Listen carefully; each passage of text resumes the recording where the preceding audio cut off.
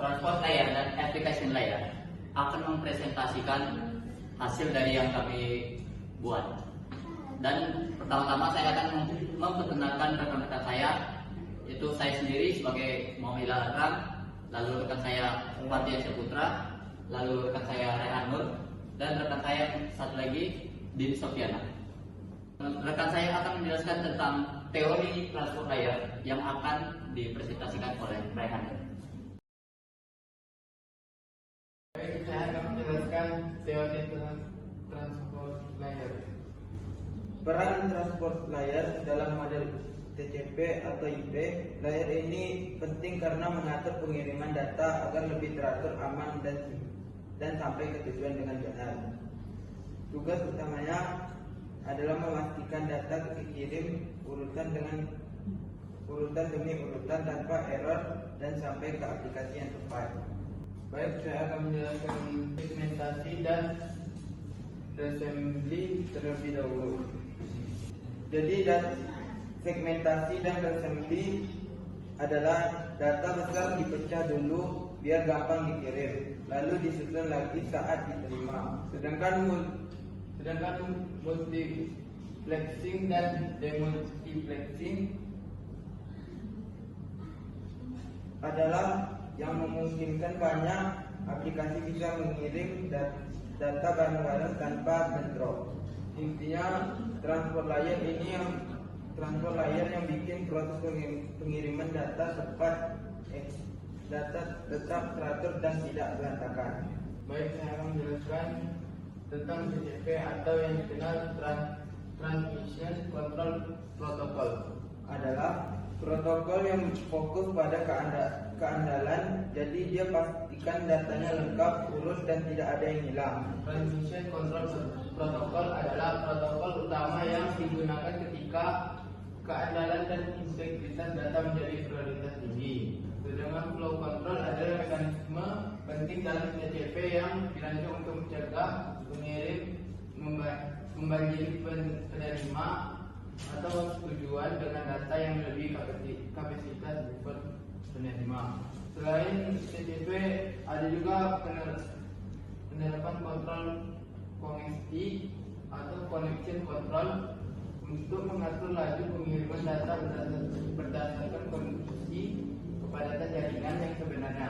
Tujuannya adalah untuk mencegah cognitive collapse atau runtuhnya jaringan dan memastikan pemanfaatan bandwidth yang optimal.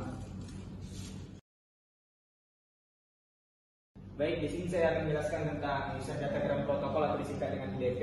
User Datagram Protocol adalah protokol komunikasi yang menawarkan cara yang ringan dan minimalis untuk mengirim data. Jadi ini merupakan perbedaan jauh dari TCP/IP, yang mana UDP ini merupakan protokol yang paling singkat, paling cepat, namun keamanan belum tentu. Bisa kita lihat di sini, struktur header UDP itu sangat sederhana, terdiri hanya 8 byte dan mencakup 4 file wajib. Yang pertama adalah port sumber, baru ada port tujuan, ada panjang sama checksumnya.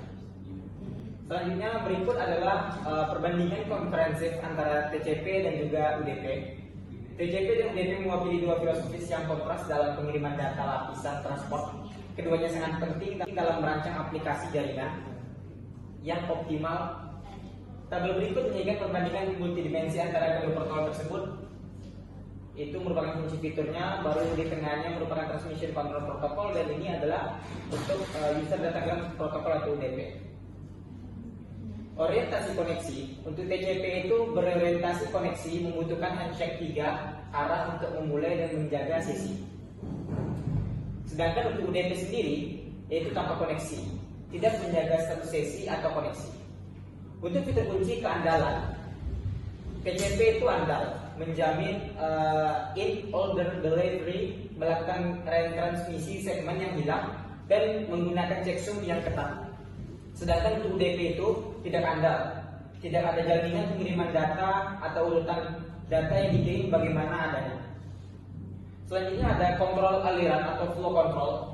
Untuk TCP sendiri ada, dia menggunakan mekanisme sliding window untuk mencegah buffer overflow pada penerima, sedangkan UDP dia tidak ada. Lanjut untuk kontrol pengisi. Untuk TCP itu ada dengan kompleks menggunakan algoritma seperti kubik, BBR, AEMD untuk menghindari kemacetan jaringan. Sedangkan untuk UDP itu tidak ada. Untuk ukuran header minimum, TCP itu 20 byte hingga 60 byte jika menyertakan opsi, sedangkan jika UDP itu hanya 8 byte untuk minimumnya. Untuk kecepatan overhead, TCP memiliki overhead yang tinggi, latensi lebih tinggi karena proses handshake dan kontrol keandalan. Sedangkan untuk overhead, UDP itu sangat rendah dan latensinya sangat rendah. Baru berikut adalah contoh aplikasi yang menggunakan TCP atau UDP. Kalau untuk yang menggunakan TCP IP itu berikut seperti FTP atau File Transfer Protocol atau email atau HTTPS dan transfer file yang memerlukan integritas data. Sedangkan untuk UDP itu contohnya seperti DNS lookup, VoIP, video streaming, game online yang memprioritaskan kecepatan. 2. Arah pengembangan protokol QUIC. Meskipun TCP adalah workhorse internet, kekuatan desainnya terutama terkait dengan head of the line blocking and latensi tinggi yang disebabkan oleh handshake 3 arah, mulai menghambat kinerja internet modern yang didominasi oleh HTTP/3 dan selalu lintas seluler sebagai respon. Muncul 13 protokol QUIC, sebuah 17 protokol transport generasi berikutnya yang dirancang untuk mengatasi kelemahan TCP karena banyaknya handshake yang dilakukan. Selanjutnya, dasar-dasar konseptual lapisan jaringan. Dalam studi jaringan protokol, 2 model protokol utama digunakan. Yang pertama adalah model OSI, yang kedua adalah model TCP/IP. Model OSI adalah model konseptual dengan 7 lapis, sementara model TCP/IP itu merupakan menjadi dasar implementasi internet modern dengan 4 atau 5 lapisan saja. Lapisan aplikasi layer 7 dalam OSI atau lapisan teratas dalam TCP/IP adalah lapisan abstraksi tertinggi yang menentukan protokol komunikasi protokol dan metode yang terbuka yang digunakan oleh host dalam jaringan komunikasi yang lain. Saya akan menjelaskan tentang tabel perbandingan antara application, presentation, dan session layer. Nah, pada model OSI, fungsi aplikasi terbagi menjadi 3 lapisan yang bisa kita lihat dari sini, yaitu session layer, presentation layer, dan application layer.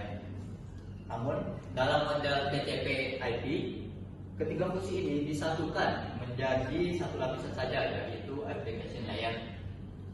Dengan penyederhanaan ini, semua proses seperti interaksi aplikasi dengan pengguna, pengaturan format data termasuk enkripsi dan dekripsi, serta manajemen sesi komunikasi digabung menjadi satu bagian. Lapisan aplikasi selalu bergantung pada layanan yang disediakan oleh lapisan transport layer 4. Untuk menerima data end-to-end, pemilihan protokol di lapisan transport baik TCP atau UDP sangat menentukan karakteristik kinerja dan keandalan protokol lapisan aplikasi. Untuk mengarahkan data ke aplikasi yang tepat dalam sebuah host, digunakan port number. Port number ini dikategorikan menjadi 2 jenis utama. Bisa kita lihat, yang pertama well-known port, yang kedua registered port. Nah, yang pertama kita jelaskan dulu well-known port. Apa itu? Well-known port yaitu port 0 sampai 1023. Port ini digunakan untuk layanan standar yang umum dipakai di aplikasi, seperti HTTP pada port 80, HTTPS pada port 43, dan FTP pada port 21. Selanjutnya register port, yaitu port 1024 sampai 49151. Port ini digunakan untuk layanan aplikasi tertentu yang telah terdaftar secara resmi di IANA. Selanjutnya ada arsitektur aplikasi jaringan. Bisa kita lihat dari gambar ini, lapisan aplikasi harus dirancang berdasarkan arsitektur yang menentukan bagaimana komunikasi terjadi antara end system. 2 model utama yaitu file server dan peer-to-peer. Pada arsitektur client server terdapat satu atau lebih server yang selalu aktif atau always on, dan server tersebut menyimpan data secara tersentralisasi. Sedangkan arsitektur peer-to-peer atau B2B, komunikasi ini tidak bergantung pada server khusus. Setiap perangkat dapat berkomunikasi secara langsung dan saling berbagi data satu sama lain. Terakhir, kita masuk pada analisis protokol inti yang digunakan pada application layer.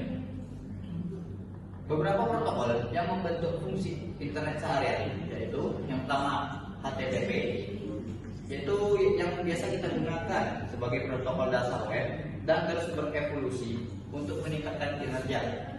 Lalu ada protokol email yang memungkinkan pengiriman dan penerimaan surat elektronik. Dan terakhir, protokol transfer file yang mendukung akses jarak jauh dan proses pemindahan data antar perangkat. Baiklah, sekarang saya akan menjelaskan tentang implementasi keamanan pada lapisan aplikasi. Lapisan ini sangat penting karena jadi tempat interaksi langsung antara pengguna dan logika aplikasi. Nah, keamanan di bagian ini berfungsi untuk melindungi data yang dikirim dan diterima oleh pengguna. Di sini kan ada tabel. Saya akan menjelaskan secara singkat saja. Dulu kan kita pakai SSL, tapi sekarang udah digantikan sama TLS. Karena TLS jauh lebih aman dan cepat. Terus SSL juga udah mulai usang dan punya banyak celah keamanan. Sedangkan TLS versi modern sudah pakai enkripsi yang lebih kuat. Sekarang keamanan aplikasi nggak cuma soal enkripsi pasif dari TLS, tapi udah berkembang ke pertahanan aktif. Contohnya aja pakai WAF atau sering kita sebut yaitu Web Application Firewall. Selanjutnya yaitu peran dan fungsi utama. Lapisan aplikasi ini punya beberapa fungsi utama, yaitu sebagai penghubung antara aplikasi dan jaringan. Yang kedua yaitu menyediakan protokol komunikasi. Yang ketiga yaitu pengelolaan data aplikasi. Kesimpulan secara keseluruhan yaitu lapisan transport dan aplikasi ini penting banget buat arsitektur TCP ataupun IP. Karena mereka memastikan komunikasi data berjalan aman, cepat, dan stabil. TLS atau SSL dan inovasi baru kayak Switch bisa bikin jaringan modern jadi lebih cepat dan terlindungi. Baiklah, sekian dari kelompok kami. Mohon maaf bila ada kesalahan atau kekurangan. Selamat siang dan assalamualaikum warahmatullahi wabarakatuh.